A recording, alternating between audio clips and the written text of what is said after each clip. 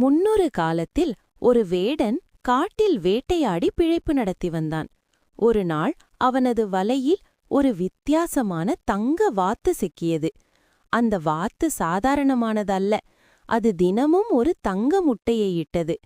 வேடன் அந்த முட்டைகளை விற்று குறுகிய காலத்திலேயே பெரும் செல்வந்தனானான். அவனிடம் மாட மாளிகைகளும் வேலையாட்களும் நிறைந்திருந்தனர். ஆனால் அவனது மனதிற்குள் ஒரு தீய எண்ணம் தோன்றியது. இந்த வாத்து தினமும் ஒரு முட்டைதான் தருகிறது. இதன் வயிற்றுக்குள் நிச்சயம் பல 100 தங்க முட்டைகள் இருக்கும். அவற்றை ஒரே நாளில் எடுத்துவிட்டால் நான் உலகிலேயே மிகப்பெரிய பணக்காரனாகிவிடலாம் என்று நினைத்தான். மறுநாள் காலை பேராசையினால் அறிவு மழுங்கிய வேடன் ஒரு கூர்மையான கத்தியை எடுத்தான். வாத்தின் வயிற்றை அறுத்து பார்த்தான். ஆனால் அங்கே ஒரு முட்டை கூட இல்லை. மாறாக அந்த அதிசய வாத்து இரத்தம் சிந்தி துடிதுடித்து இறந்து போனது. தனது முட்டாள்தனத்தை உணர்ந்த வேடன் கதறி அழுதான்.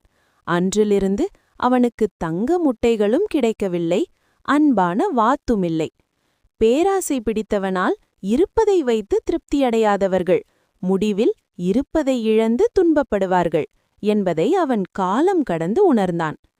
கதையின் நீதி: பேராசை பெருநஷ்டம். இருப்பதை வைத்து திருப்தியடையாதவர்கள் முடிவில் இருப்பதை இழந்து துன்பப்படுவார்கள்.